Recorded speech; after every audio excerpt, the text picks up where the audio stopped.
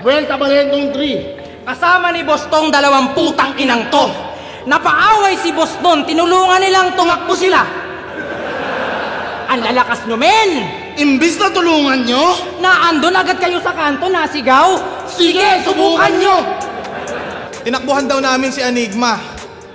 Tarantado halang ba? Nabugbog daw si Sir Arik dahil sa amin. Buti nga sa kanya. Isa na ata sa pinaka-the best na marinig sa isang battle MC ay ang pagbalik nito sa isang linya na binato sa kanya at naibalik niya nga ito ng malakas o di naman kaya ay nakakatawa. Pero sino-sino nga bang battle MC ang kaya itong gawin?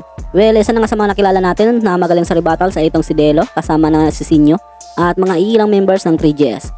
Pero sa panahon nga na ito ay kahit sinong battle MC nga ay kayang-kaya na itong gawin, mapabaguhan man o matagal na sa liga.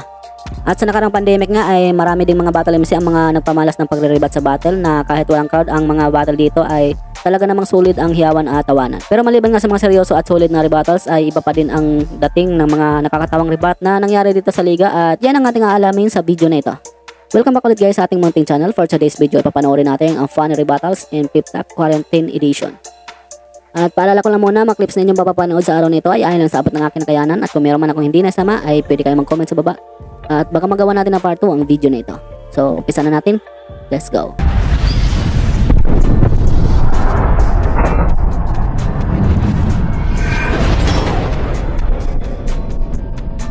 Nanilip, asa nang nalip, asa nasilip. At ang palipat-lipat, naglip, patang maglilip. Panang papalip, panang naglip, panang maglilip. Paran ng palip, parang ang palip, paran.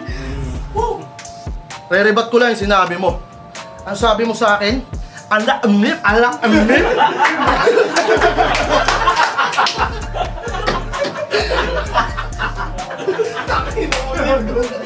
Welcome back to Pip Tap Cooking Show by Chef C9. Chef 9! Brought to you by Ajinomoto Seasoning at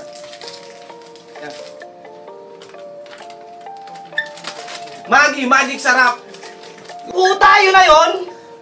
Walang kwenta! Mahina ka sa masa. Naglabas pa ng seasoning, pukin ang inan to, palibasa, wala siyang panlasa. Seasoning yun, syempre, din niya eh.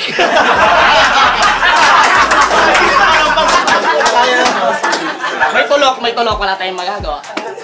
Hindi man anarkista, pero yung bala ko maitim. Tangin na medyas mo pang baby. Tayo mo ng banat, kailangan ka natin. Tanginang to, sinita pa yung medyas ko, ang bobo. Anong medyas ko pang baby, sapatos mo pang lolo.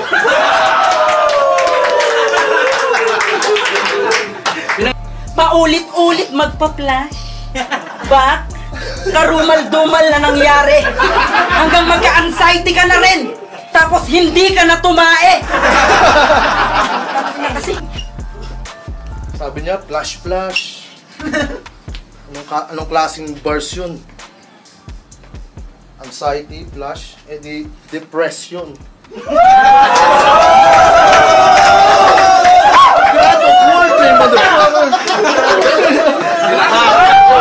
Isa na ata si Rain sa mga nakakatawang panoorin lalo na kapag nagre-rebat ito dahil sa gusto nitong mag-rebat pero nakakalimutan niya ang mga linyang gusto niyang re-rebatan.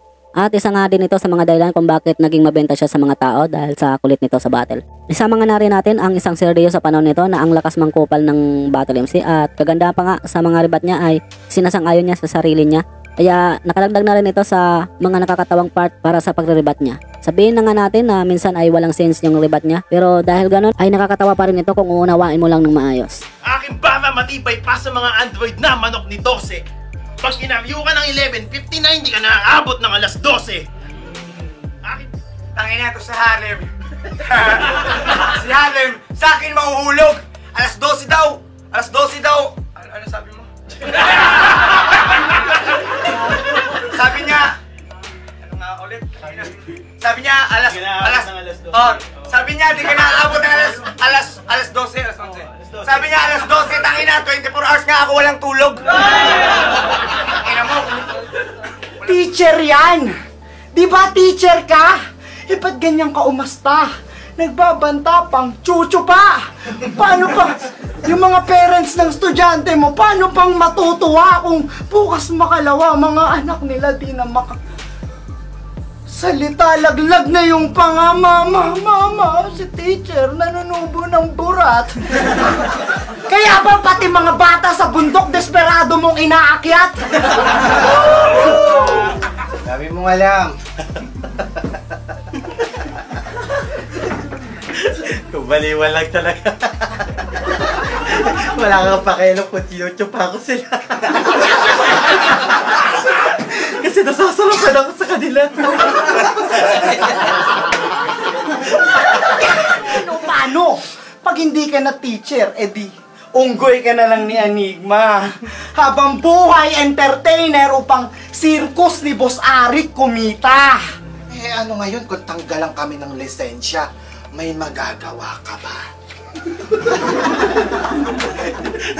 Magiging unggoy daw ako ni Sir Arik. Eh, ano ngayon? Eh, gusto ko yun. Inyong kinokompromiso ang lirisismo. Basta yung tunog, maganda. Kung hindi bulok, mabakla. Hinahain nyo sa gutom na madla. Habang mura ko'y malutong.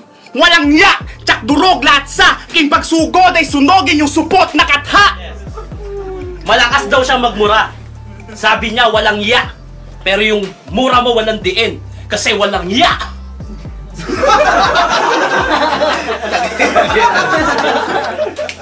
Ganun mag-rebat. Semi-practical. Huwag mo akong hanapan ng certificate. Wala pa nga akong baptismal. Round 2 na, ba't andito ka pa din? Ay, oo nga pala. Paano ka nga naman naalis, eh wala kang dating? Ba't daw ako nandito? Wala daw akong dating. Tropa ko, Fantastic Four. Meron akong dating. Sipin mo. Sipin mo. Sipin mo. Sipin mo. Sipin mo. Dating. Fantastic Four. Wala talaga. Okay, game. Round 2. Isa na nga sa mga kilala nating grupo na ang mga member nito ay mahusay dahil sa ribat. Ito nga ay ang 3GS at ang mga kilala nga natin na magagaling sa ribatals na mga MC dito ay sina MZ, Pistolero at Shernan. Kaya talagang aasahan natin na may mga nakahanda na talagang ribat ang mga ito kapag round na nila. At may minsan pa nga na halos lahat nga ng linyang binabato sa kanilang kalaban ay parang gusto na nila itong ribatan. At kahit nga mga jokes na linya ang binabato sa kanila ay binabalik nila ito ng mas nakakatawa pang ribat. Kaya isa nga ang 3GS sa mga namayagpag na ribatals member nitong nakaraang pandemic. At naging maugong ang kanilang pangalan lalo na nang magkaharap ang parang 3GS sa finals ng Isabuhay Tournament. Kayo guys, may alam pa ba kayong mga nakakatawang ribatas na nangyari dito sa pandemic? Comment down below at baka magawa natin ng part 2 ang video na ito. Rebat na nitong squatter. Di ba timpitong si Sabek? Nung may napulot ka na wallet, ba't hindi mo binalik? Tanginang yan, puro issue na hindi daw binalik. Tangina mo para kang fame whore sa IG. Paano mo ibabalik yung wallet? Pag tingin ko, tangina mo walang ID. Di akin na lang yun. Tangina! Ito yung round 3 ko, halimaw! Nawala lang yung focus kasi namatay yung ilaw! Tangina mo ka! Tapos yun, hurado! Nag-perform ako, dyan natin yung hurado. Time! Tangina, pati ilaw dinidis niya din. Adik nga eh. Ayusin.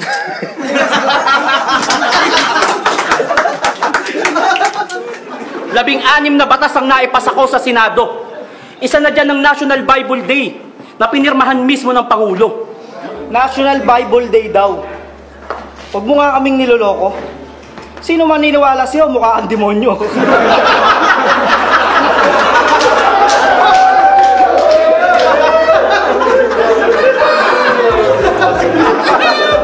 Mahal ko ang aking bayan.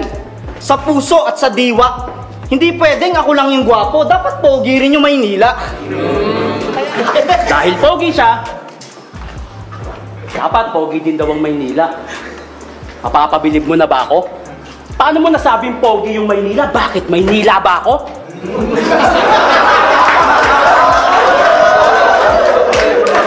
Ano? Pasok mga baraha ko! Kasabwat ko yung balasador! Teka.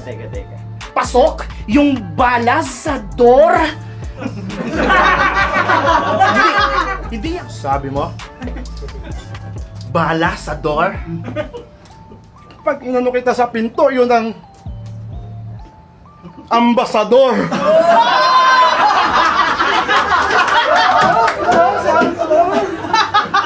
Yun na ba yan?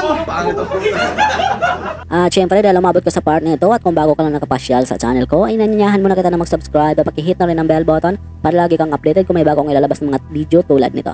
At pa-follow at like na rin ang ating Facebook page, nag-upload ako doon mga content about sa hip-hop at flip-top.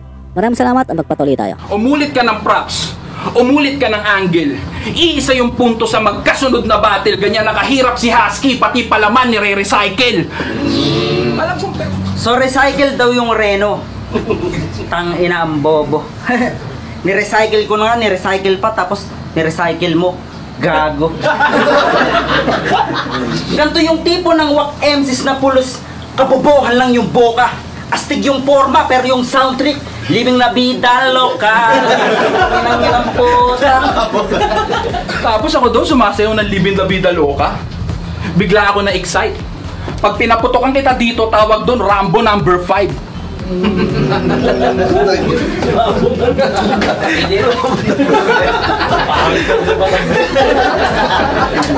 Rambo number 5.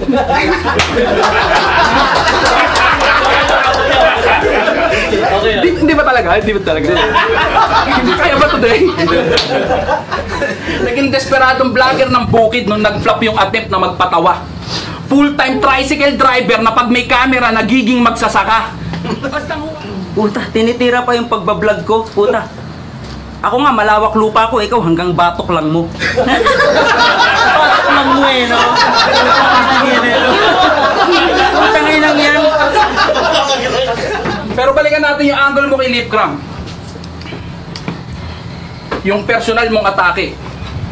Paratang na sumisibak sa Taiwan ng iba't ibang lahi. Di ba?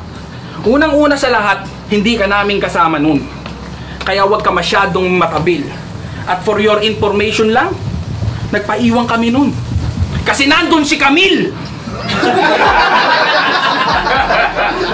Inuusga mo ko, yung tungkol sa Taiwan. Ba't nagpapaliwanag ka? Yung angle na yon, inimbento ko lang, tanga.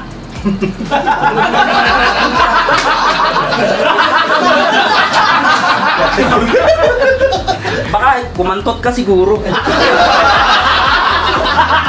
Ano ito? Pwede na yan!